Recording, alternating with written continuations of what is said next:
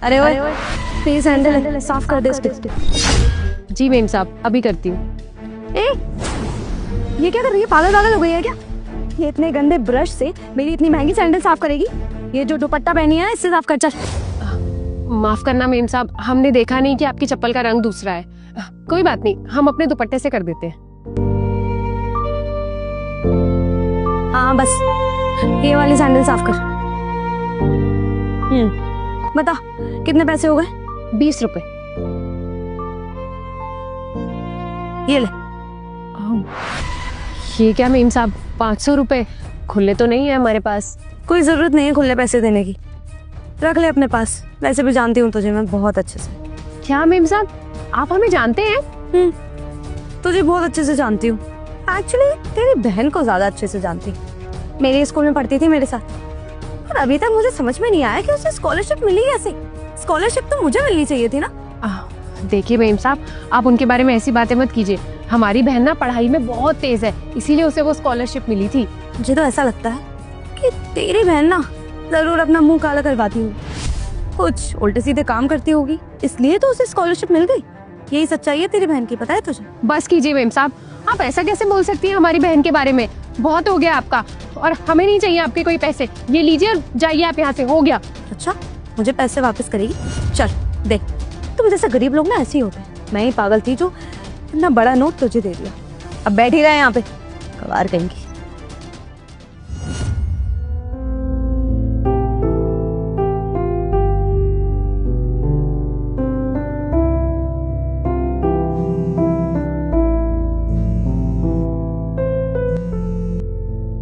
Hello, हाँ जी sir. Shreya Rawat से बात हो रही है? जी सर, बताइए। मैं यूनियन पब्लिक सर्विस कमीशन से बात कर रहा हूँ। आपका मेंस क्लियर हो गया है, 3 दिन बाद आपका इंटरव्यू है। क्या हमारा मेंस क्लियर हो गया? बहुत बहुत धन्यवाद सर। इंटरव्यू कितने दिन बाद है? 3 दिन बाद आपको यूपीएससी ऑफिस इंटरव्यू देने आना है, शाम 6 बजे। और हाँ, अपने डॉक्यूमेंट वगैरह सब लेकर आना है, और फॉर्मल ड्रेस भी लानी है। जी सर, हम पहुँच जाएंगे। सारे डॉक्यूमेंट्स भी ले आएंगे। जी सर, बहुत बहुत धन्यवाद।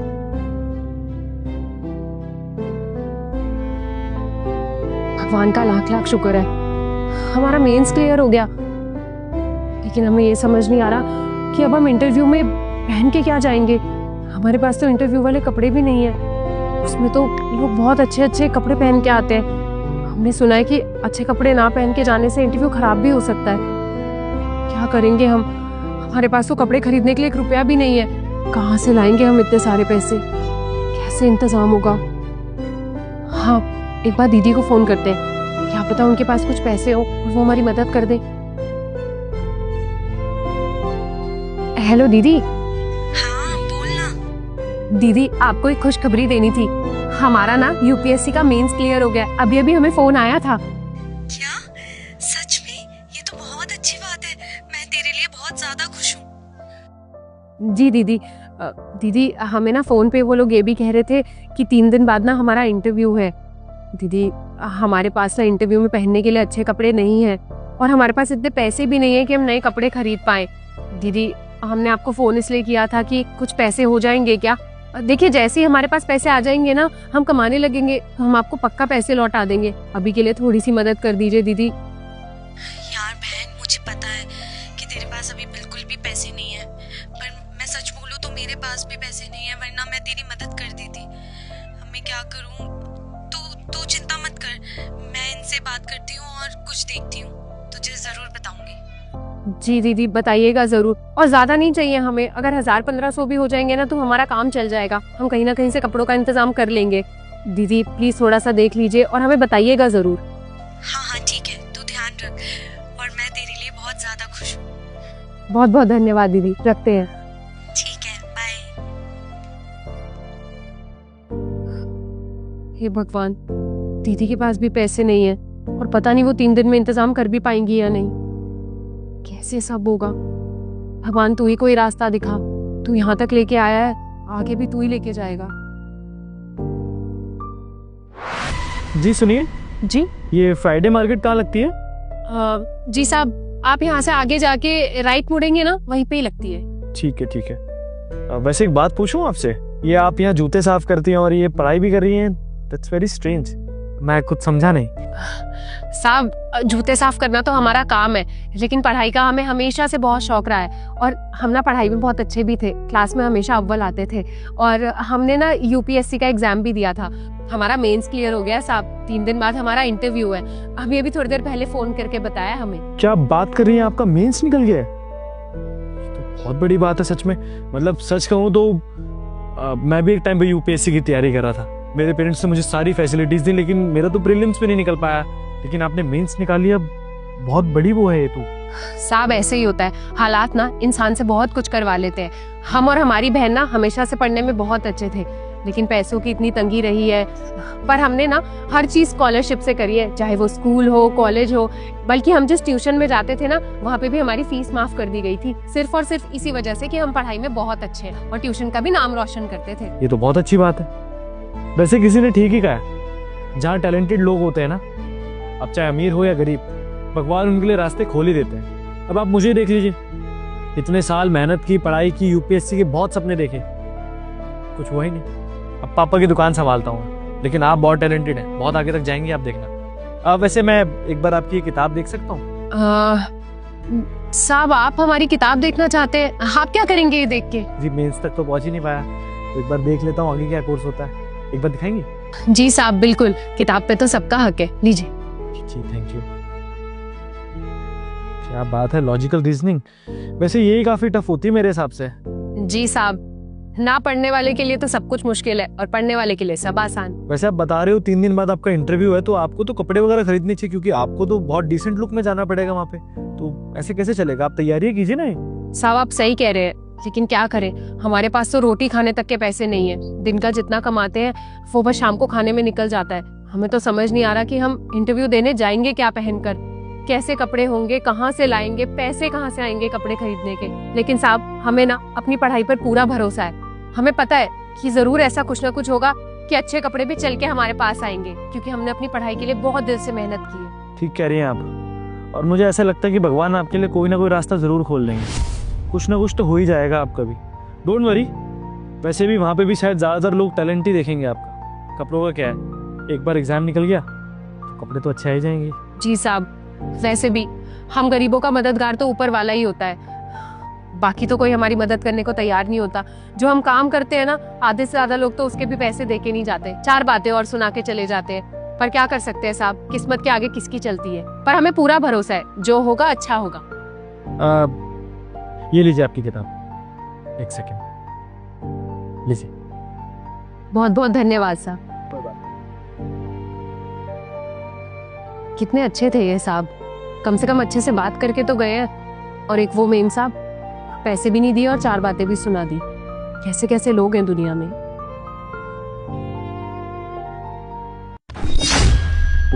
अरे ये क्या, इतने सारे पैसे, वो भी किताब के अंदर।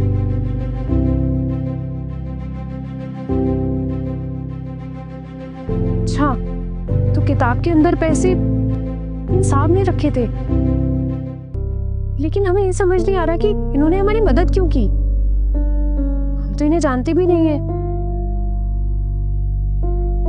किसी ने सही कहा है कि भगवान ना आपकी मदद किसी ना किसी रूप में कर ही देते हैं। वो अपने फरिश्ते जरूर भेजते हैं। हमें इन पैसों की कितनी जरूरत थी, शायद उन साहब को हमारे दुख का अंदाजा हो गया था। तेरा लाख लाख शुक्र है भगवान, तूने हमारी मदद की। भगवान इन साहब को हमेशा खुश रखे। जो ये जिंदगी में चाहते हैं ना, इन्हें वही मिले।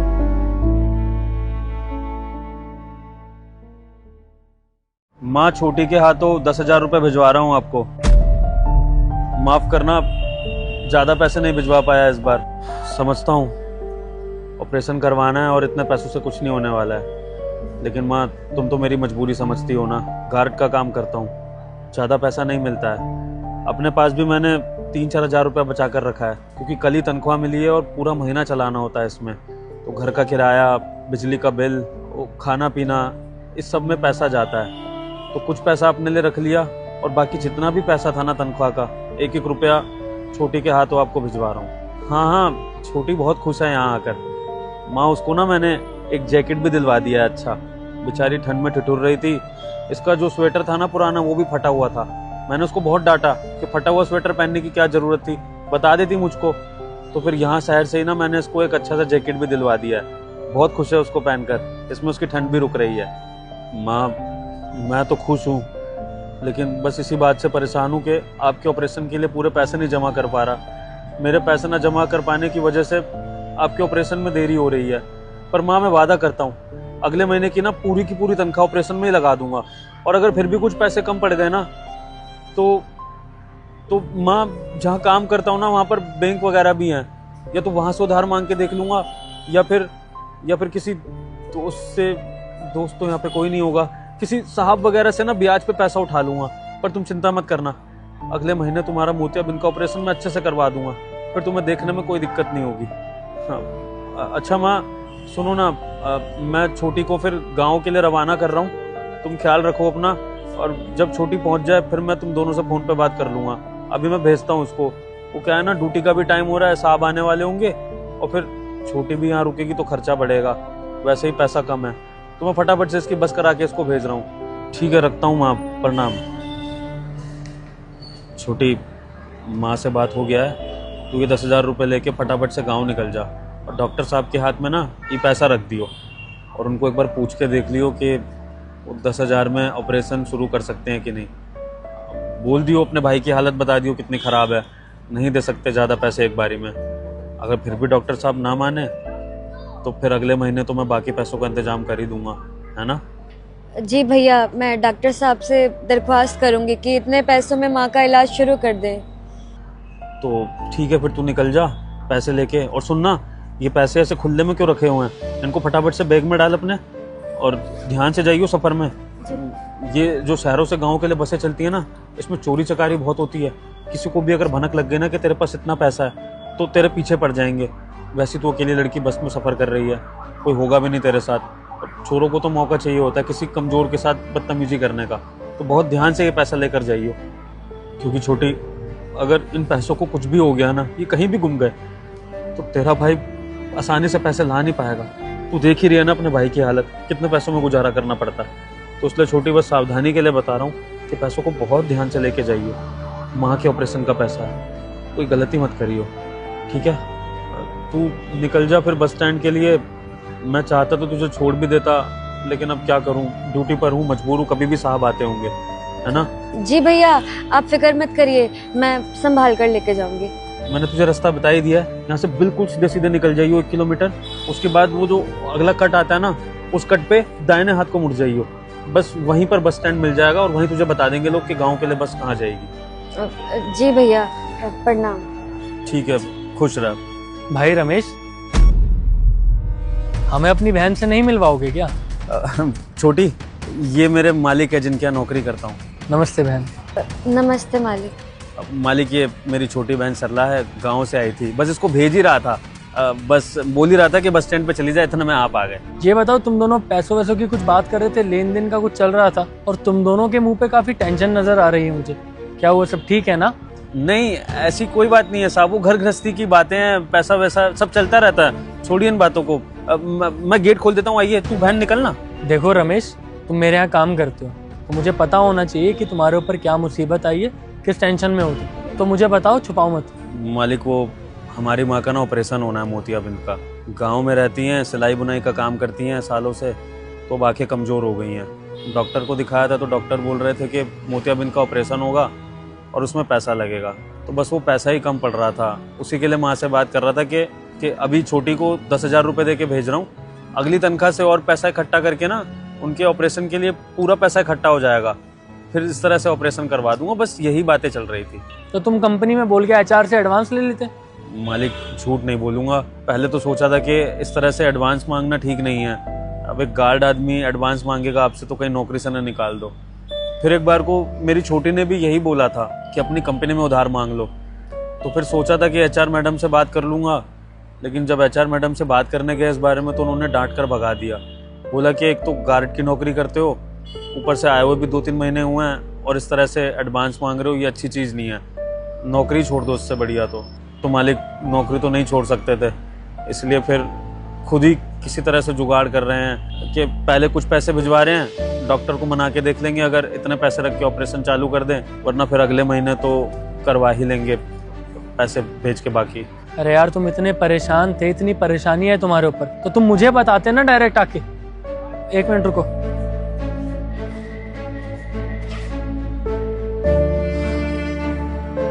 ये लो, ये 20,000 है, तुम्हारे काम आएंगे माँ के इलाज के लिए, रख लो। नहीं मालिक, ये हम पैसे नहीं रख सकते, आपसे उधार नहीं लेना है, आप कहीं से जुगाड़ कर लेंगे हम। क्यों नहीं ले सकते भाई? अभी सबसे ज्यादा इम्पोर्टेंट है माँ का इलाज करवाना, और ये पैसे तुम्हारे काम आएंगे। अगर कम पड़े तो मुझे बताना, मैं और भिजवा दूंगा। और मालिक आपको इस चीज से दिक्कत तो नहीं होगी कि हम इस तरह से आपसे पैसा ले लेंगे और फिर मालिक चुकाएंगे कैसे? भाई मैंने ये पैसे वापस मांगे, टेंशन तुम पैसे लौटाने की तब लेना जब मैं तुमसे बोलूं। जब पैसे होंगे तो दे देना, अगर नहीं भी हुए तो कोई बात नहीं। जिस माँ ने जिंदगी भर तुम्हें कभी कुछ दिक्कत नहीं आने दी, तो तुम्हारा भी फर्ज बनता है कि माँ के ऊपर कोई दिक्कत, कोई परेशानी ना आए। रख लो। और हाँ, बहन को ऐसे अकेले गाँव मत भेजो, पहली बार शहर आई होगी ना, रास्ता भूल जाएगी, तो तुम भी साथ में ही जाओ। कंपनी से कहकर तुम्हारी 2-3 दिन की छुट्टी मैं अरेंज करवा दूंगा। और हाँ, पैसे नहीं कटेंगे, ज्यादा दिन रुकना हो माँ के पास तो रुक जाना। इस समय तुम्हारी माँ को इलाज के साथ साथ तुम दोनों बच्चों की भी उतनी ही जरूरत होगी, तो इसलिए माँ के साथ रहो, उनका ध्यान रखो। लो भैया रख लीजिए ना, काम में आएंगे। मालिक आपका बहुत बहुत धन्यवाद जो आपने हम गरीबों के बारे में इतना सोचा। मालिक ये 20,000 मिलने से ना माँ का मोतियाबिंद का ऑपरेशन चालू हो जाएगा और मेरी माँ अच्छे से देख सकेंगी, जो उनको दिक्कतें आ रही थी देखने में। आपका जितना धन्यवाद करूँ उतना कम है साहब। कोई बात नहीं, तुम मेरे लिए काम करते हो तो मेरा फर्ज बनता है तुम्हारे लिए सोचना। मैं चलता हूँ, ठीक है बहन, ध्यान रखना। शुक्रिया सर। मैं चलता हूँ। भैया आपके साहब तो बहुत अच्छे हैं, इलाज का पैसा भी दे दिया, अब आप भी हमारे साथ घर चल सकेंगे। सच में बहन, ऐसे मालिक सबको मिले। आजा, मैं भी तेरे साथ चलता हूँ, फिर बस पकड़ के आजा। आशीर्वाद दीजिए भैया। अरे बहन, ये तो क्या कर रही है? तुम मेरे पैर क्यों छू रही है? और बहनें ना भाइयों के पैर नहीं छूती। अरे भैया बात ही ऐसी है। क्या बात है, जल्दी बता ना। आपकी मेहनत ना रंग लाई। आपको पता है मैं IAS बन गई। क्या तू IAS ऑफिसर बन गई? ये तो बहुत खुशी की बात है। तू रुक, मैं तेरे लिए मिठाई लेके आता हूँ और सबका मुंह मीठा कराऊंगा अपने ऑफिस में। धन्यवाद भैया, ये सब ना आपकी मेहनत है। मैंने देखा है आपने कितनी मेहनत की है मेरे लिए, दिन रात एक कर दिए। और एक संडे मिलता था आपको रेस्ट करने के लिए, उसमें भी आप ना काम करते थे ताकि मैं पढ़ सकूं, मेरी ट्यूशन की ना फीस दे सके। मेरी पढ़ाई के लिए ना आपने इतनी मेहनत की है, तो ये क्रेडिट ना आपको जाता है कि आपने इतनी मेहनत की और आज मैं इस काबिल बनी हूँ कि मैं IAS बन गई। देख बहन, मैंने कुछ भी नहीं किया है, मैं तो केवल अपना फर्ज निभा रहा था। एक भाई होने के नाते जो मेरा फर्ज बनता था, मैंने तो केवल वही किया है। और तेरी लगन और तेरी मेहनत है जो आज तू इतनी काबिल बन गई है, IAS ऑफिसर बन गई है। पता है, जब गांव में ये बात सबको पता चलेगी तो सब लोग कितने खुश हो जाएंगे कि सन्नी की बहन IAS ऑफिसर बन गई है। तूने ना मेरा सीना गर्व से चौड़ा कर दिया है। हाँ भैया बिल्कुल, लेकिन एक बात मेरी जान लो, आप आज से आप ना काम नहीं करोगे। अरे आपकी बहन IAS ऑफिसर बन गई है तो आपकी बहन आपको काम थोड़ी ना करने देगी। भैया मुझे ना अच्छे से पता है कि आप ना बहुत ज्यादा खुददार इंसान हो, आप अपने मेहनत से लगन से कमा के खाना चाहते हो। लेकिन भैया आज मैं जो भी हूँ ना आपके बदौलत हूँ। अरे मैंने देखा है आपके पैरों में दर्द होता था, आप काम नहीं कर पाते थे, फिर भी दिन रात खड़े होकर यहाँ पे सिक्योरिटी गार्ड की नौकरी करते थे। मैंने देखा है आपने कितना स्ट्रगल किया है और आज से मैं आपको काम नहीं करने दूंगी। अरे नहीं बहन, मैं नौकरी कैसे छोड़ सकता हूँ? तू तो जानती है ना कि गार्ड की नौकरी कर करके ही जो पैसे कमाए थे मैंने, उससे ही तो तेरी पढ़ाई की फीस भरता था। हम मैं इस नौकरी को ऐसे छोड़ दूंगा? ये तो सही नहीं है ना। और अभी देख, मैं अच्छा खासा हूँ, हट्टा कट्टा हूँ, अब घर पे ऐसे बैठूंगा तो ये अच्छी बात नहीं है ना। तो मुझे काम करने दे, तू अपनी नौकरी कर और मैं अपनी नौकरी में बहुत खुश हूँ। और ये गार्ड की नौकरी कर करके जो मैंने पैसे कमाए थे, उसी से तेरी पढ़ाई पूरी की, सब कुछ उसी से तो किया है।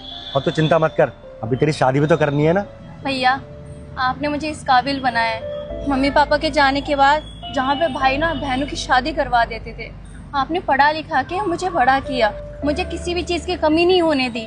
तो भला आपकी तबीयत खराब है तो मैं आपको काम करने कैसे दूंगी?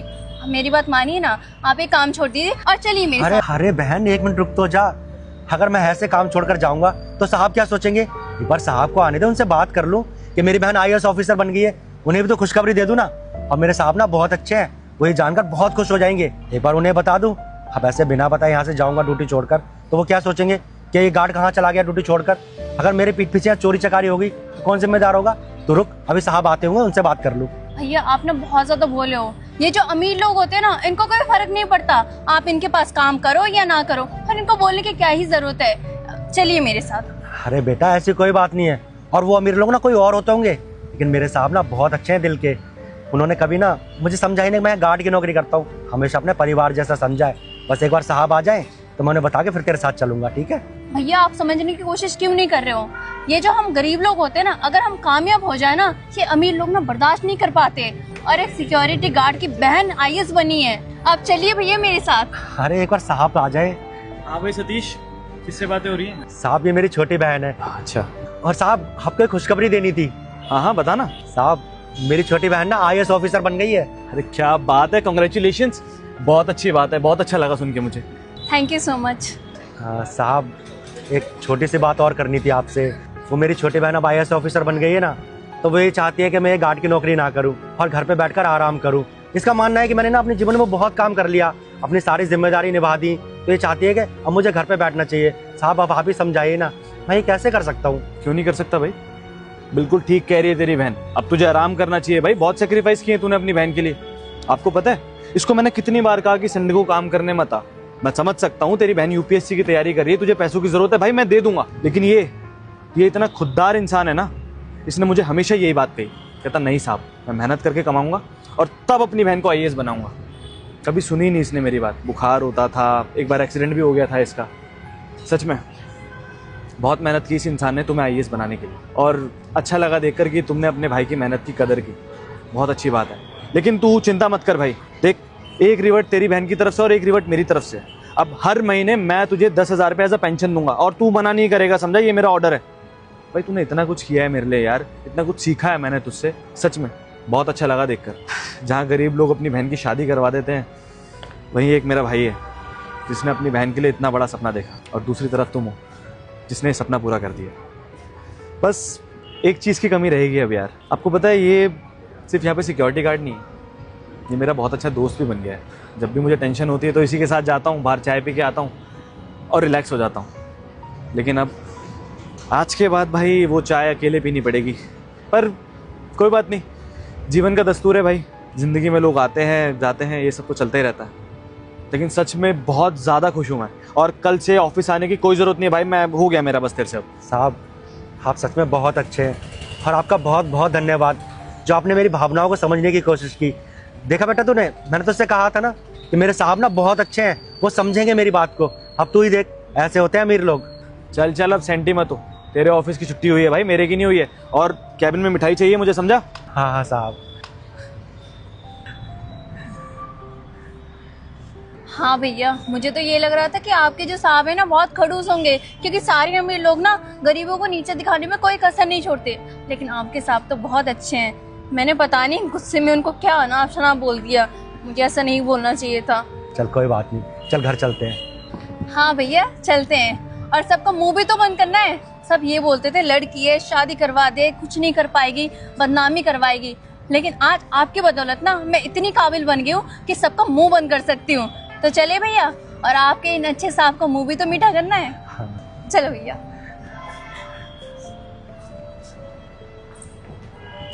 दोस्तों, सपने देखना सबका हक है, चाहे वो अमीर हो या गरीब, और उनको पूरा करना भी। अगर आपको हमारी ये वीडियो पसंद आई हो तो कमेंट सेक्शन में ज़रूर बताएं कि ये वीडियो कैसी लगी, और हाँ ये भी ज़रूर बताएं कि आप ये वीडियो देख कहाँ से रहे, ताकि हमें भी थोड़ा सा मोटिवेशन मिले। Thank you.